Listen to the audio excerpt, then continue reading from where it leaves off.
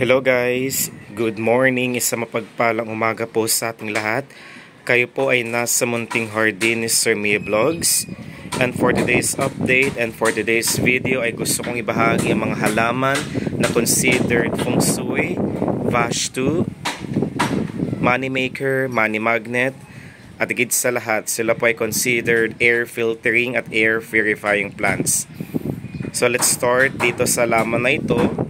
Ito yung isa sa mga ever favorite ko na variety, cultivar at type ng philodendron. Ito po yung Philodendron Brazil. Pagpasensya nyo po, medyo malakas po ang hangin dito sa aming rooftop. Isa rin po sa mga halaman na siyang considered money maker dahil po simula po nung sinabihan ko siya ng aking mga special intentions, dapat po ang ating mga prayers po ay nanggagaling sa ating puso at yung mga intention po natin dapat ay hindi lamang po sa ating sarili kundi sa kapakanan ng ating pamilya, ng ibang tao para po mas mabilis pong matupad ang mga iyon. Isa po ito sa mga halaman na siyang pinagsabihan ko at hindi po ako makapaniwala sa raming taglay na benepisyo hindi lamang po sa ating kalusugan kundi sa ating mental health at higit sa lahat po ang halaman na ito simula po nung nag-propagate ako. By the way guys, ito po yung kanyang mother plant. I'm planning to propagate this. May pagbibigyan po ako neto. Isa rin po sa mga malalapit sa puso ko ng halaman na Philodendron Brazil. Bagamat ang kanyang heart shape po na hugis, ito po yung sumisimbolo or nagmimimik ng fire element na siyang pinaka-the best sa feng shui. Pagpasensya nyo din po, medyo I'm not feeling well po today. Ito ang kanyang pinakatuktok na portion. Napakaganda po kung inyong pagmamasdan.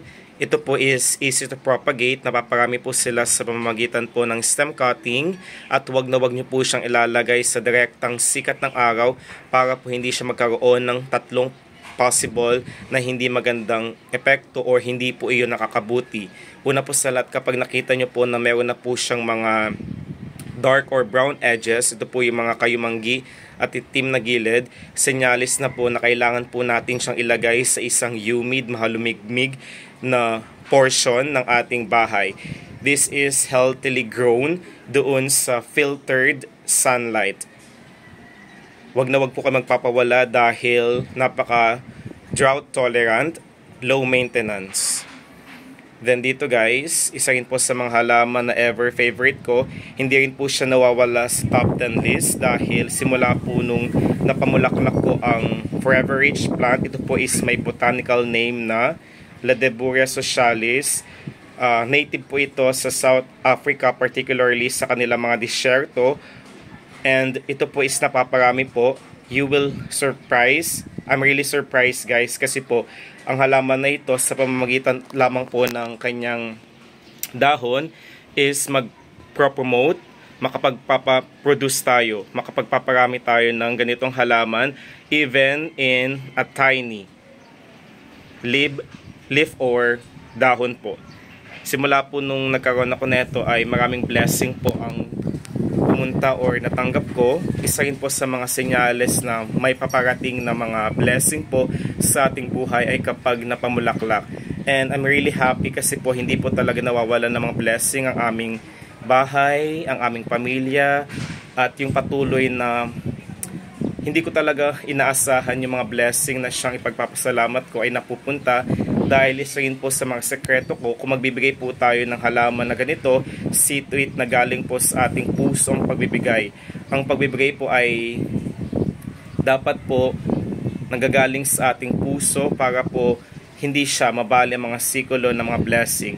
Ito rin po is succulent plants. Kumbaga ang kanyang mga malalapad na dahon, ito po is nag-iimbak or nag-store ng mga water para po kapag nakaligtaan natin siyang diligan ay yun po ang magbibigay ng water system sa ating Forever Rich plant. Other name neto is silver squills plant. Then dito guys, dumako po tayo sa isa rin po sa mga Dracaena plant. Ito po yung Lemon Surprise. I bought this last December at nakakatuwa dahil lumalaki na po siyang matangkad. I'm planning to propagate, or yes, kapag ready na po siya sa propagation ay talagang maglalaan ako ng panahon para po paramihin ito. But for the meantime, hindi po siya advisable, recommended at suggested na i-propagate dahil hindi pa po siya ganun katangkad. Ipapakita ko po siya. Ito po yung isa sa mga halaman na siyang ever favorite ko, considered variegated Dracaena plant na napakagandang ilagay. Considered din po siya as money maker, money magnet, at pwede din po siyang gawing lucky charm. Ilalagay po natin siya doon sa harapan ng ating bahay, pintuan, main door, or sa sala po doon sa center table. Gawin po siyang centerpiece attractor para po humikayat ng mga blessing sa kasaganahan ng buhay, sa lahat ng aspeto ng pamumuhay para maging maalwan.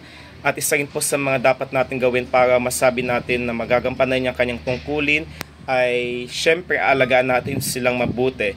This is propagated po by means of stem cutting. Ilayo po natin siya. Ayan. Then nilagay ko lamang po siya dito sa isang mangkok, bowl. Dapat po ang lupa na gagamitin po natin dito is fast draining and absorbing. Napakaganda po, di ba? Ito yung kanyang tuktok na view. Wag na wag po kayo magpapawala dahil napakadaling alagaan po. Lahat po ng mga ibinabahagi ko na halaman po base na rin po sa aking experience ay madaling alagaan, hindi kailangang diligan. At higit sa lahat po para po maalis ang mga negatibong elemento, yung mga vibrations na hindi maganda, unhealthy vibes, energies, para po makapag-promote ng isang positive energy flow, positive chi, ay ilagay po natin ito sa ating dining table para po humikayat ng kasaganahan po sa pagkain. Then dito guys, alam nyo ito po yung isa sa mga ever favorite din po ng mga landscaper. Ito po yung isa rin po sa mga philodendron na napaka-waxy, shiny, glossy ng kanyang mga dahon. Ito po yung tinatawag na philodendron burl marks na hango po sa isang popular landscaper na si Roberto Burle Marx. Ito po is napaparamin po sa pamamagitan din po ng stem cutting at napakaganda. Isa rin po sa mga sekreto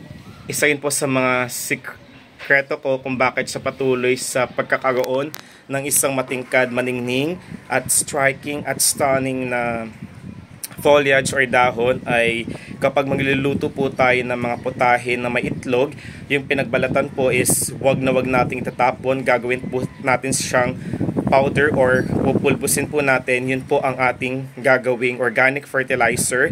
Paano ang paglalagay nun?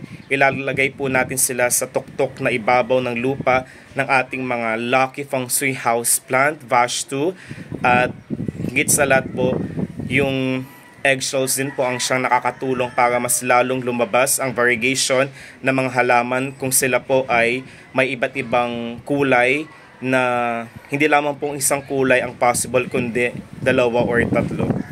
Then dito guys, nakakatuwahin po, panghuling halaman na siyang sumisimbolo ng kasaganahan. Ito po yung Begonia maculata. I'm really happy guys dahil naging matagumpay po ang pagpaparami ko. Ayun na po siya, ilayo po natin ang ating camera para po makita po natin na nagniningning sa kagandahan ang postura ng aking Begonia maculata. Ito po is considered na po siya as propagated plant. Ito po is napaparami po sa pamamagitan po ng stem cutting. Yung mga patik-patik na mga kulay puti sa kanyang dahon, ito po ang sumisimbolo ng kaperahan, mga coins para sa kasaganahan ng buhay. Focus po natin ito. Ito po is considered din po siya, yung kanyang dahon at tangkay po is nag-iimbak din po ng tubig, kaya po labis na tubig po ay hindi po maganda at mabuti para sa halaman na ito. Suggested po para mas lalong maging masagana, lumaking maganda at hindi po siya mamatayan or hindi po siya magkaroon ng mga tatlong 3 possible not so healthy effects or dulot or result. Suggested na ilagay po natin siya sa isang malimlim, humid at mahalumigmig na portion ng ating bahay. Ito po is didiligan po natin siya every week. Ayan. Ito po yung aking mga halaman na siyang tutulong sa atin para po makapag-promote at ma-achieve natin ang ating mga pangarap. Sila rin po is may kakayahan para linisin ang hangin kagaya ng formaldehyde, benzene, trichloroethylene, tubulin na siyang hindi nagiging maganda para sa ating kalusugan. Ingat po tayong lahat. Hanggang sa muli.